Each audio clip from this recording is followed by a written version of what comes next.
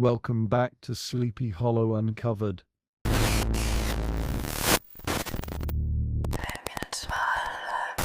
Welcome back to Sleepy Hollow Uncovered. We often journey into the distant past, searching for the origins of the Headless Horseman in the mists of the Revolutionary War. We look for answers in crumbling church ledgers and on weathered tombstones. But tonight our investigation is different. We're fast-forwarding through history to a time well within living memory. Tonight, a time of vinyl records and cassette players. A time before the internet, when a story could take on a life of its own, spreading by word of mouth in hushed, frightened tones. Because in 1980 the most chilling ghost story in Sleepy Hollow wasn't being read from the pages of a Washington Irving book. It was being played from a speaker. Our subject is an artifact, as tangible as a shattered pumpkin, and as mysterious as a Hessian ghost. It's known simply as the ghostly tape, a single reel of audio recorded one October night by a college student on a mission to capture the atmosphere of Sleepy Hollow. He captured far more than he bargained for. When he played the tape back, he discovered that the sounds of the wind and the rustling leaves were not the only things his microphone had picked up. There were other sounds, voices whispering in the static, unexplained noises, and a distinct, terrifying sequence that would make this tape a local legend. Tonight we are launching a full investigation into the 1980 Sleepy Hollow incident. We have acquired a digitized copy of the original recording. We will subject it to modern forensic analysis, speak to audio experts, and track down those who remember the fear that gripped the town when the tape first surfaced. Was it a clever prank by college students, a freak radio transmission bleeding onto the recording, or is this tape a key, a lost frequency that allows us to hear the very echoes of the past? This is a modern mystery, and we invite you to help us unravel. I can't believe they fell for it. This is going to be easier than I thought. October 1980. The world is changing. The digital age is a distant dream.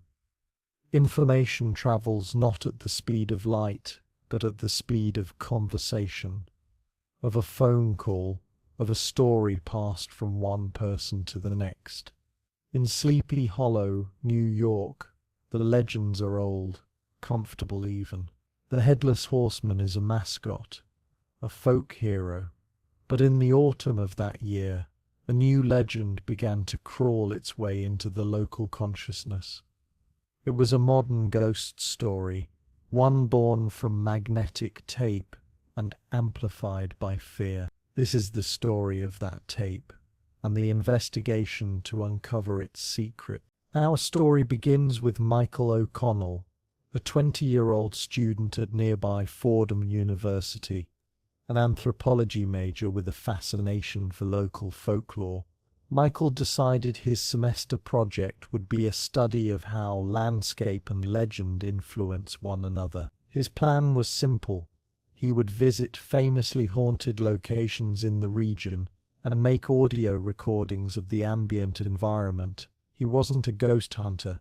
There was no EMF meter, no infrared camera. There was only Michael, a heavy UR4000 Reportel reel-to-reel recorder, a workhorse for journalists at the time, and a single high-quality condenser microphone. On the night of October 24th, 1980, under a cold, clear sky, he came to Sleepy Hollow. His destination was the most iconic spot in the legend, the wooden bridge spanning the Pocantico River, just a stone's throw from the Old Dutch Church and its ancient burial ground. He set up his recorder on the bank of the stream, ran the microphone cable to the center of the bridge, and clipped it to the railing. His goal, as he later stated in a written account for his professor, was to capture the auditory soul of the place, to see if the sounds themselves held any of the melancholy described by Irving. He pressed record. For nearly 45 minutes the machine spooled. the reels turning silently in the dark. Michael sat by the water's edge, listening. He heard the wind sighing through the gnarled branches of the locust trees. He heard the gurgle of the brook as it flowed over the dark stones. A distant dog barked. A car passed on the far-off Albany Post Road. All normal, expected sounds. Satisfied, he packed up his equipment and drove back to his dorm room. The tape filed away with others from his project, its true content still unknown. It wasn't until a week later, on Halloween night, that Michael sat down to log his recordings. He threaded the Sleepy Hollow tape onto the machine, put on his headphones, and pressed play. The first 20 minutes were exactly as he remembered. Wind, water, the occasional mundane sound. He dutifully noted the timestamps in his journal. It was hypnotic, almost boring. And then at the 22-minute mark, something changed. Out of the low hiss of the tape, a new sound surfaced. It was faint, on the very edge of hearing. A voice, a whisper. Michael cranked the volume on his headphones. He rewound the tape and listened again. And again. There was no doubt. It was a man's voice, low and guttural, speaking words he couldn't understand.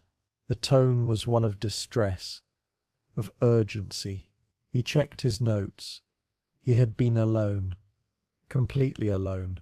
A chill, colder than the one he'd felt by the riverbank, crept up his spine.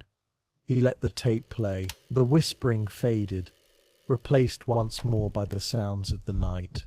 His heart was pounding. Was he imagining it? Was it just a trick of the wind? His mind forming patterns from nothing. Auditory pareidolia. He knew the term from his studies. It was the most logical explanation. But what came next defied all logic. At the 31-minute, 14-second mark, another sound emerged. This one, clearer and far more disturbing. It was the unmistakable sound of a child crying.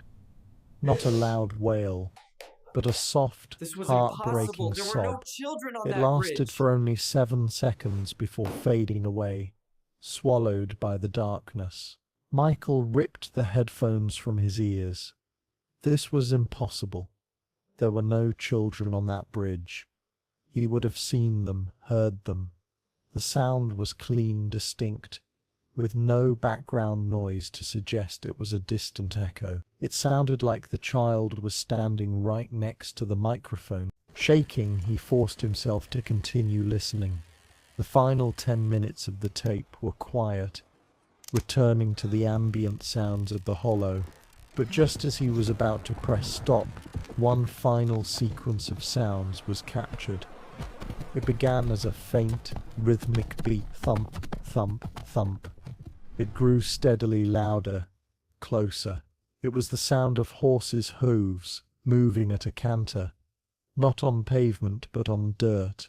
The sound of a galloping horse coming straight towards the bridge. The sound grew to a terrifying crescendo, as if the animal were about to trample the microphone itself. And then, at the very peak, it stopped, not faded out, but cut off, abruptly, utterly, followed by 3 seconds of the purest, most profound silence on the entire tape, before the ambient noise of the wind and water returned as if nothing had happened. Michael sat stunned in the silence of his room.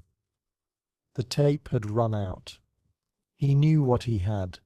It wasn't a folklore project anymore, it was evidence. But of what?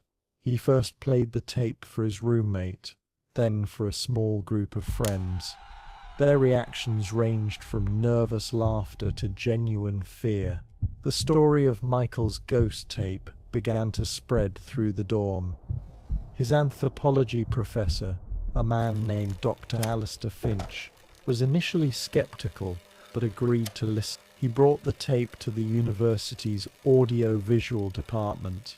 where they played it on high-end equipment in a soundproofed room. Dr. Finch's skepticism evaporated. In his written assessment, which would become a key document in this incident, he wrote, "The anomalous vocalizations are clear and distinct from the tape's noise floor. While I cannot attest to their origin, I can state with confidence that they are not the result of obvious equipment malfunction or radio interference, which typically presents with a different sonic signature. The abrupt cessation of the equine sounds, in particular, is acoustically baffling." The tape became an underground legend. Copies were made, cassette to cassette, each one a generation further from the original, adding more hiss, more distortion, making the voices seem even more ethereal and mysterious. The Sleepy Hollow tape was passed around the community, played at Halloween parties, and discussed in hushed tones at local diners. It fed into the town's existing mythology, a modern postscript to Irving's classic tale. Some claimed it was a hoax, a clever prank by college kids. Others were convinced it was real, the voices of the churchyard's forgotten souls, or perhaps the final terrifying ride of the Hessian himself. The incident caused a small wave of panic. For months, local teenagers dared each other to spend a night at the bridge, while parents warned their children to be home before dark. Then, as these things do, the furor died down. The tape was largely forgotten by the public, becoming just another local curiosity, a strange footnote in the town's long, haunted history. Until now, over 40 years later, we have obtained a first-generation digital copy of Michael O'Connell's original reel-to-reel recording. For the first time, we can apply the full power of modern audio forensic technology to these sounds. Our investigation begins with a simple question: what is on this tape? We have brought the file to an audio forensics expert, a man who typically spends his days analyzing surveillance recordings for law enforcement. We'll call him Dave. He works in a studio that looks more like a science lab, surrounded by monitors displaying waveforms and spectral frequency charts. The technical analysis of the Sleepy Hollow tape presented a profound challenge to conventional understanding. The sounds themselves, a man's guttural whisper, a child's heart-wrenching sob, the rhythmic thunder of galloping hooves, were undeniably authentic in their acoustic signature. Yet their presence on the recording defied the very laws of physics as applied to sound propagation in an open environment. There was no reverberation, no natural decay, no acoustic footprint of the bridge or the surrounding landscape. It was as if these sounds existed in a temporal vacuum, plucked from another reality, and momentarily imprinted onto Michael O'Connell's magnetic tape. This inexplicable anomaly demanded a deeper dive into the historical fabric of the location itself. Perhaps by understanding the true buried history of the Pocantico River Bridge and the Old Dutch Churchyard, some context, however chilling, could be found for these impossible echoes. The bridge, in the lore of Sleepy Hollow, is the pivotal point. It is where Ichabod Crane's terrifying chase reaches its crescendo, and where the Headless Horseman famously vanishes, but its significance predates Irving's fiction. Historically, the Pocantico River crossing was a strategic point during the American Revolution. The area around Sleepy Hollow, known as the Neutral Ground, was a brutal no-man's land between British and American lines.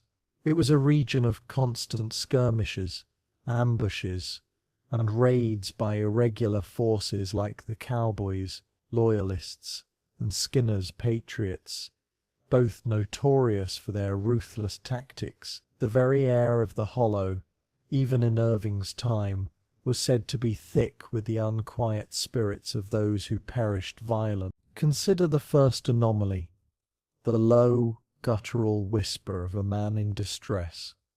Historical records from the Revolutionary War period in this specific geographical pocket paint a picture of pervasive fear and uncertainty. Farmers, often caught between warring factions, frequently buried their valuables, hid their livestock, and at times themselves. A man whispering urgently, perhaps warning of an approaching patrol, or uttering a final desperate plea, fits the historical narrative of the neutral ground. Was it the spectral echo of a farmer surprised by raiders near the bridge, trying to silence his own cries, or those of another?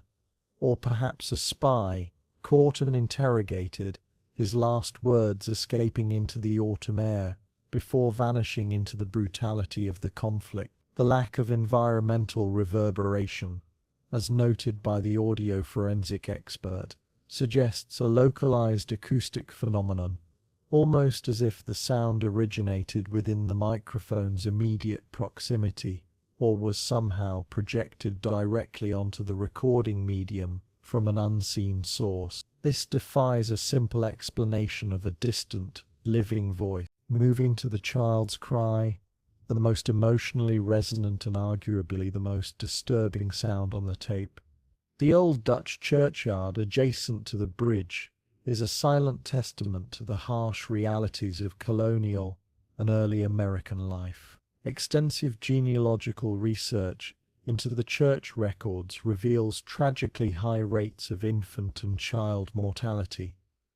Epidemics like smallpox, cholera, and diphtheria swept through communities with devastating frequency. Many children died before their first birthday, or in their early years, often buried in unmarked graves, their tiny wooden coffins long since disintegrated. The previous research into Whisperwood Cemetery, a proxy for the Old Dutch Churchyard in this context, has already identified numerous GPR anomalies, consistent with child burials in areas where no headstones remain. These children, often uncommemorated on family plots due to the sheer volume of loss or the economic burden of gravestones, represent a significant portion of the churchyard's population. The child's cry is universal in its expression of vulnerability and pain.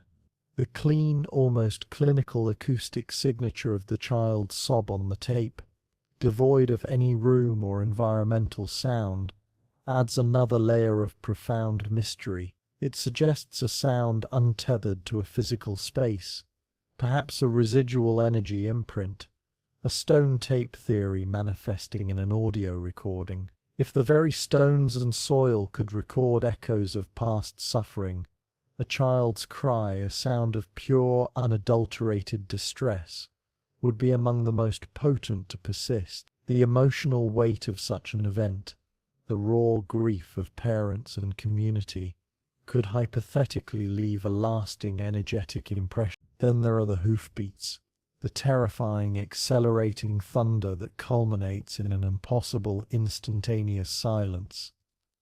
This is the sound most directly linked to the enduring legend of the Headless Horseman. The common explanation of the horseman is that he is a Hessian trooper, decapitated by a cannonball during the Revolutionary War, perpetually riding in search of his lost head. The bridge itself is the threshold beyond which he cannot pass, or where he reveals his true, horrific form before vanishing. Historical accounts confirm that Hessian mercenaries fought extensively in the Hudson Valley.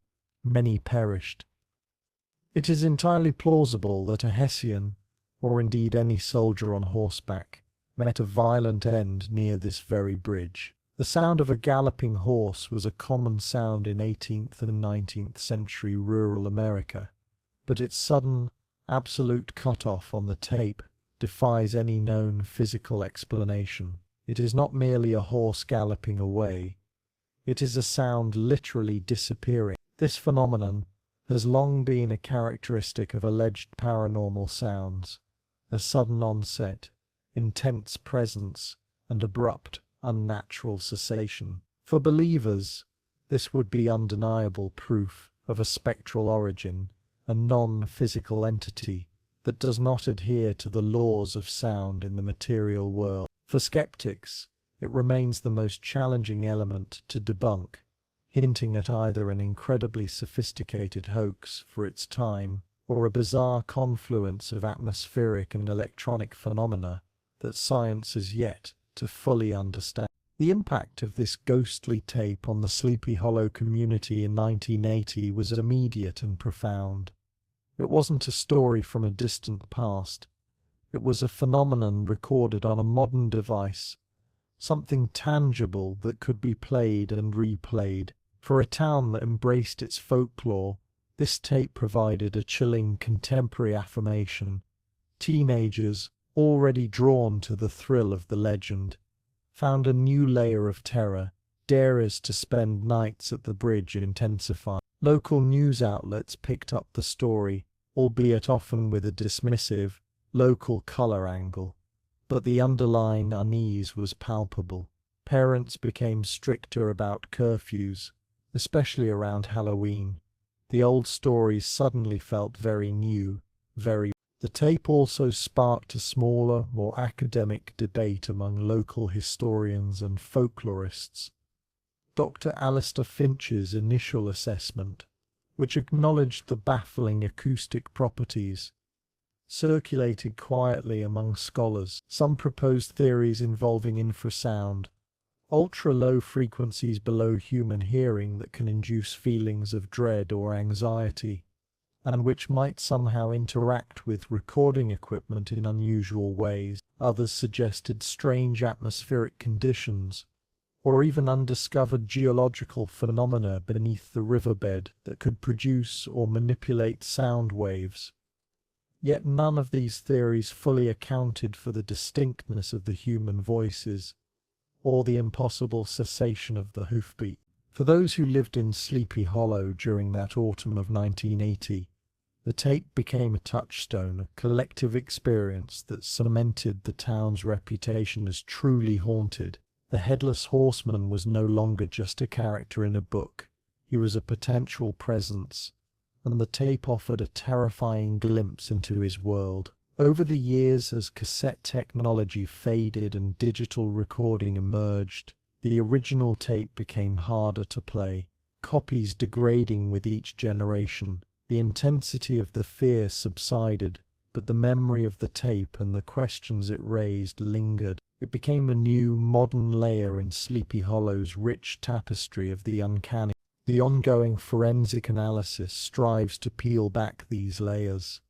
Advanced noise reduction algorithms can strip away the hiss and hum of the original recording, revealing subtle nuances previously obscure. Spectral analysis can map the precise frequencies and harmonics of the sounds, searching for signatures that might link them to known sources. Yet, even with these sophisticated tools, the core mysteries persist. The dry, unreverberated voices, the clean, self-contained child's cry, and the abruptly vanishing hoofbeats continue to defy conventional acoustic explanation. Could these sounds be a form of residual haunting, an echo from past events imprinted onto the environment, and somehow, incredibly, captured by magnetic tape? The stone tape theory, popular in paranormal circles, posits that strong emotional events can leave an energetic residue that certain individuals, or perhaps specific technologies, can perceive. The bridge and churchyard, with their documented history of conflict, death, and profound human emotion, would be prime candidates for such a phenomenon. The whisper could be the desperate plea of a civilian in peril, the cry a final lament from a child lost too soon, and the hoofbeats, the terrifying, recurring memory of the Headless Horseman's ride, an echo of the fear he inspired. Alternatively, could it be a deliberate, incredibly sophisticated hoax for its time? In 1980, achieving such clean, context-free sounds and an abrupt cut-off without visible edits on a reel-to-reel tape would have required considerable technical skill, perhaps even access to a recording studio. However, Michael O'Connell, the student who recorded the tape, consistently maintained he was alone and had no knowledge of any such manipulation. No one ever came forward to claim responsibility for a hoax. Despite the notoriety the tape gained, the motivation for such an elaborate deception, without seeking fame or confession, also remains a puzzle.